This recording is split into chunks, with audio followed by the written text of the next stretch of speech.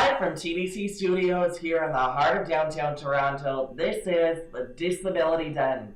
Today on the show, we have another amazing leader from the autism community, Bridget Liang. Bridget is a young woman with autism who has been phenomenally influential in autism advocacy, is a master's student, almost has her master's degree, and is an influential leader both in the autism community and the trans community here in Toronto and across the country. Bridget, welcome to the show. Thank you. Thank you. So tell me a little bit about yourself. What do you want to know about me? Oh my God, you're awesome. Literally tell me everything. You're really cool. Oh wow, you know you're autistic when? When you're awesome, yeah. I'm personally a kind of strange, very creature. I, to be honest, spend more time on my phone or on the internet reading the fan fiction, playing some of the video games. I'm kind of a nerd at heart.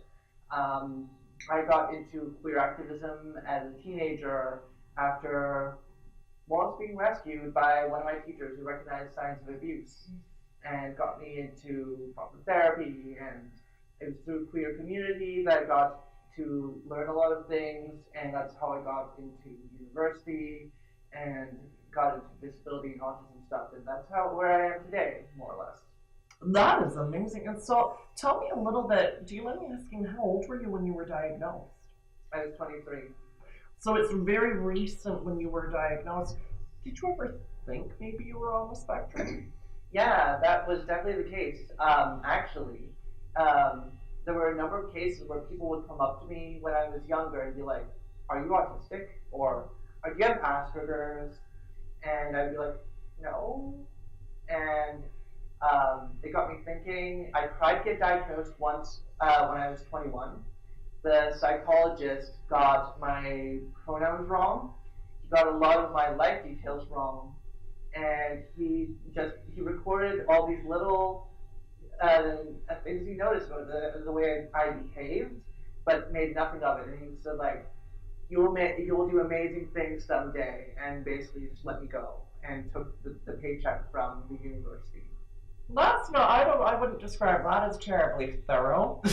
Yeah, no, it was actually a really bad report, and so it was like, there must be something wrong with, there must be something else wrong with me, and it wasn't until I was trying to get hormones, and my doctor was questioning my ability to give medical consent when I was able to, with the help of my therapist at the time, advocate on my behalf that no, my doctor is wrong. I'm more than capable of giving medical consent, and my doctor promptly apologized and got me to see this psychiatrist who gave me both my gender dysphoria checkmark and my autism checkmark. And I was incredibly lucky to have the advocacy of my therapist, because I've heard repeatedly a lot of trans folk who are also autistic facing a lot of issues, trying to navigate both systems where they're being told you can't be autistic because you're trans, or you can't be trans because you're autistic. Now, I'm connecting with so many people on the spectrum who are trans, at all stages of transitioning their gender. What advice would you give young transgender autistic people that are watching here today? What advice would you give them? Get as much support as you can. Rally your forces. Get your friends, get adults, get therapists. You need the cavalry. Because you need a whole network of people there to support you, because shit will hit the fan. So being autistic, for you, it's definitely been a lot of blessings, and there's definitely been some issues too from what you've described.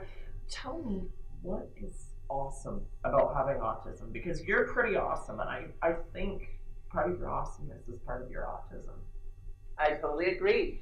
At least for me, my autism, Okay, I like using this analogy of the character sheet, like from a video game or Dungeons and Dragons.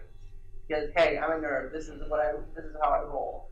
Um, so the character sheet, each character has a number of different statistics, and you have a number of points put into a certain number of points put into these statistics.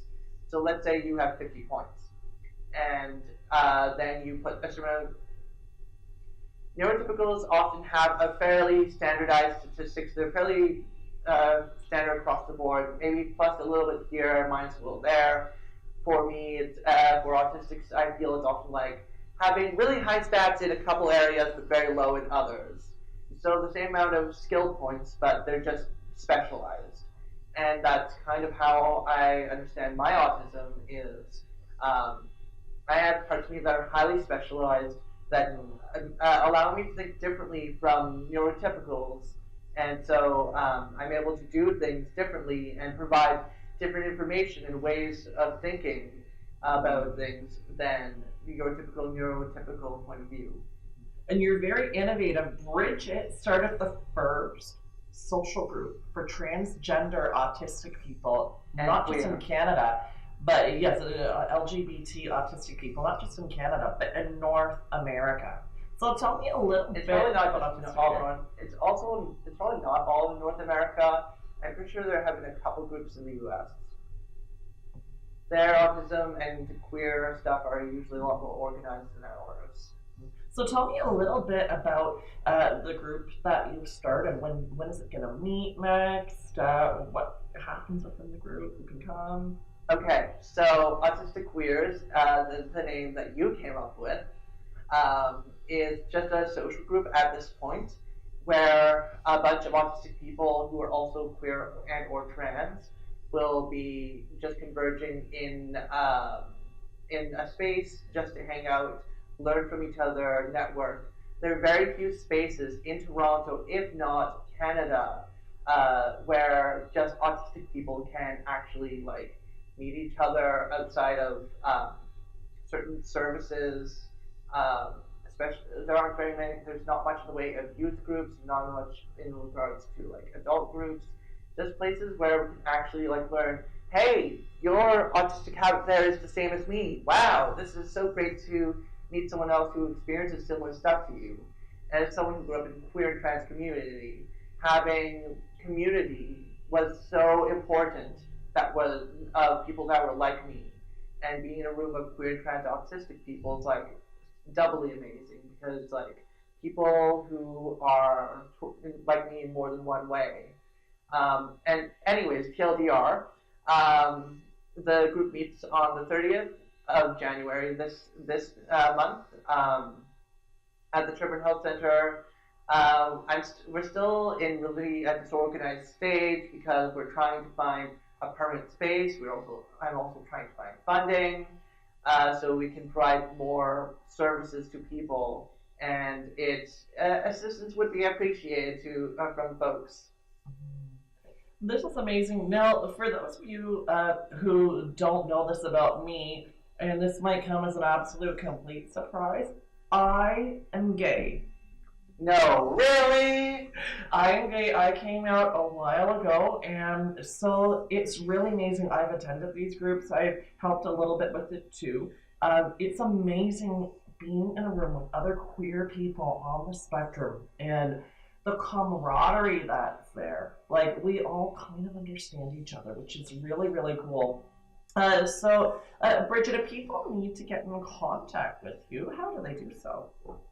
Well, there is. I'm easily found on Google. I have an online presence. I've been interviewed for various odds and ends. I've written odds and ends. I do have a blog, and people can get in contact with me to me through finding what my email is through my blog, or there are a number of ways that people can find out how to contact me. I strongly encourage checking out Bridget's blog. It's very cool, very updated. I have a blog too. I haven't updated it in like a year. So definitely connect with her. Pretty awesome. Any comments? Any comments or to get in contact with the Disability Channel, you can do so on our website at www.thedisabilitychannel.ca. For all those watching in the States on Roku TV as well as Comcast, thank you for watching. For all of you live on Facebook, it's been awesome seeing you here, and definitely keep on watching. Our shows are soon to be on Rogers Cable, and also our shows are live from our website at www.thedisabilitychannel.ca. You can contact us and get in contact, get involved. If you want to be on the show, you can contact me as well on Facebook at facebook.com/CurtisVolatovich58. Again, facebook.com/CurtisVolatovich58. And I sometimes try and respond to Facebook messages. Thank you everyone for joining us, and thank you for being on the show, Bridget. Keep being awesome. Life has a way of throwing you curveballs. Sometimes you're lucky enough to see it coming. Other times it just hauls off and hits you in the face without warning. When my second child was born and turned out to be special needs, that was a curveball that neither my first wife nor I saw coming. However, it's not the fact that life saw fit to hit us with this challenge that matters. It's the daily struggle to adapt and overcome that makes us who we are.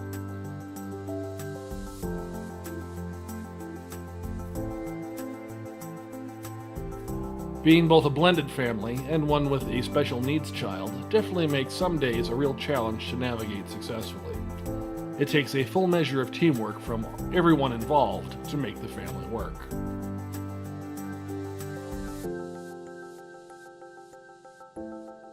Most days, we don't have it all together, but together, we have it all.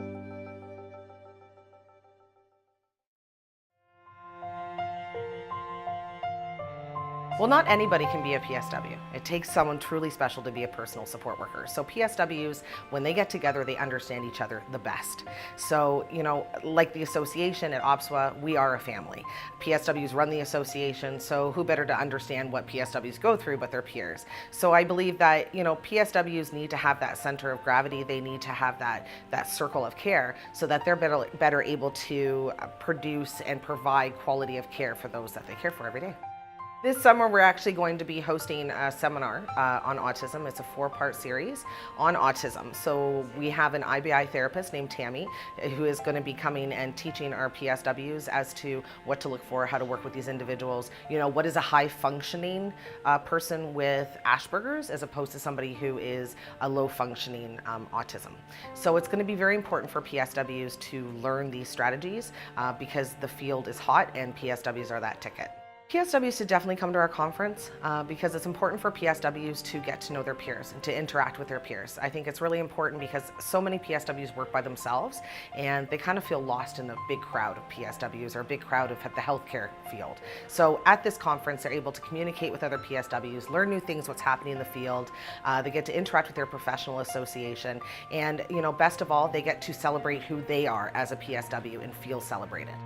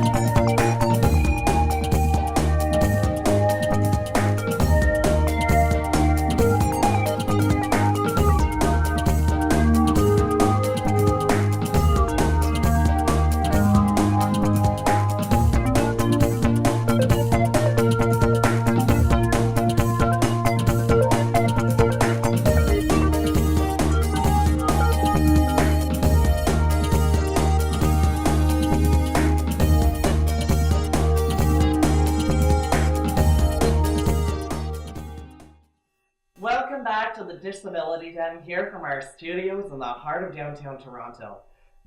Today on the show, we have Kyle Echakowitz. He has a longer last name than I do. I actually feel, for once, I feel very good that someone finally has a longer, I thought I had the longest last name in the world. Kyle, welcome to the show. Kyle is a young man with autism who is studying to be a social worker. He will be one of the first social workers in the country to have autism, which is pretty cool. Welcome to the show. Thank you. So tell me a little bit about yourself. What got you into social work? Well, at the start, the first experience I ever had with social work was, of course, with my own social workers. But the first experience I had was working at a synagogue at a program called Friendship Circle, which is a weekly program, 2-hour program, where we would work with young children with various disabilities and disorders, 2 hours a week, and it was a volunteer program, and I worked there for about 5 years, and I got about 180 hours out of it. And from there, I decided this is what I want to do for a career. I want to get paid to do this because it was something I was really passionate about. And if it wasn't for college taking up time, I would probably still be volunteering today. Well, not today, it's Saturday. It is. But it was on Sundays. So from there, it kind of just became a plan, figure out what I want to do. I had originally considered CYC, but I figured if in the event I can't get a job with kids, CYC is probably not going to help me get into any jobs with gerontology. So I figured, well, social work is basically the same thing. It's not, but it employs very similar principles, and it's actually a lot more in line with what I was looking for as far as being able to be engaged, not only obviously socially and with regards to the career, but also engaged politically. The college experience has been very different from what I expected in that respect. So it sounds like you're very much enjoying your program. Yeah, I'm enjoying the program. Well, I'm not enjoying the work, but oh God. I can only imagine. But unfortunately, I was unsuccessful in 2 of my classes first semester. So I'm now taking a lighter course load, which is great. Gives me a lot more time to relax, look over my work, review, study, make sure that I'm keeping up to date. It's a lot easier this semester now. Now, do you find your professors and other staff at the school are accommodating to you? Sometimes overly so. Oh, really? Although I wouldn't really blame it on the professors so much as I would on the elementary and secondary system, because you could get away with a lot of stuff that you really shouldn't. I ended up taking advantage of the system a lot of the time, using extensions excessively, automatically assuming I was going to use an extension rather than trying hard to get stuff in on time. And that ended up tripping me up for last semester, and it showed in my grades. So I gotta learn quickly from that and move forward with that understanding of how I have to try to accommodate myself before I ask for accommodations from others. I can imagine. Now, I have to tell you right now, I know a lot of first year grads or first year students who have had similar problems. You know, apparently it's much easier to go clubbing on a weeknight than go clubbing and drinking beer and eating pizza till 3 a.m. and then supposedly. Instead of I wouldn't know. Now, is that you? Are you enjoying university campus life? What's that like? It's actually interesting being on a university campus and going to college. I'm at Seneca at York, and having that experience is kind of interesting because it kind of allows me to have that exposure to campus life for university, because it's very integrated, but it's also it's still kind of separate. Like Seneca students can go into your campus and do stuff that's there freely. So having that opportunity is great for me to be able to kind of get a sense of where I'm going, because I want to eventually, I guess, is from my program, continue education, get into university, get higher degrees, etc. And so having that experience is really great in terms of just feeling more comfortable with the integration, having 2 to 3 years of getting able to kind of have that exposure and kind of see what it's going to be like when I move forward into university. So having that is really invaluable. Mm-hmm. Well, I think you should be very proud of yourself. Being in college, being able to be a social worker, specializing. Are you planning on specializing in working with autistic cases? It doesn't really matter to me. I mean, I don't want to limit myself, which is, again, why I chose social service work over CYC. So I don't really want to limit myself. I'm not so much interested in the disability or disorder side of things. I want to look into the more mental health side of things. And you know, there's a lot of intersection, so it's really hard to kind of like single out any one demographic, because there's so much intersection between the mental health and the autistic community. There really is. Now, what advice would you give people in your age group or anyone with autism who's considering going to college? Take a gap year. Take a gap year. No matter what, please take a gap year. I regret not taking a gap year. That is very, very good advice. So now, what exactly is a gap year? I know I sound kind of dumb. It's exactly what it sounds. It's not onomatopoeic, but it's exactly what it is. You take a year off, and then you go. Okay, yeah. That's it. Okay, I honestly think I've taken like 10 gap years.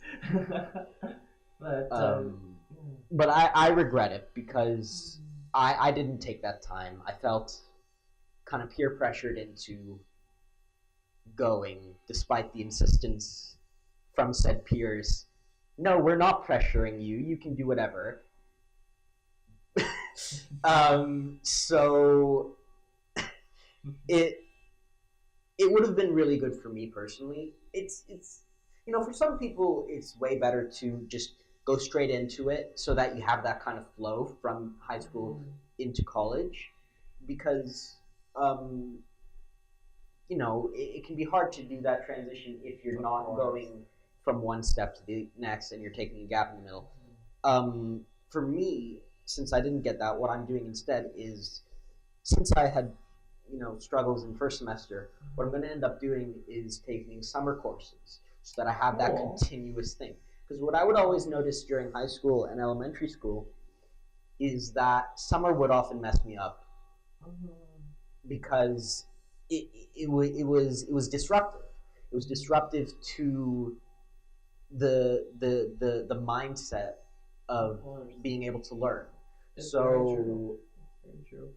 So this is all amazing. You have really, really, really some good advice for people. Now, if people need to get in contact with you, Kyle, how can they do so? Facebook. Facebook's Cool. easiest. Facebook. If you can try to spell my name, good luck. And if you need to get in contact with him and you can't spell Kyle's last name because it's even longer than mine, and I can barely spell my own last name some days, get in contact with us on the Disability Channel's Facebook page, and we will link you to his profile. To find more about the Disability Channel, go to our website, www.thedisabilitychannel.ca. We are on Twitter, we are on Facebook, we are online. If you are watching in the United States, you are watching this on Comcast, which is an awesome provider. In Canada, we are soon to be on Rogers. And internationally, we are on Roku TV. Thank you so much for watching the show. Thank you for being on the show, Kyle. Thank you and for having me. keep being awesome.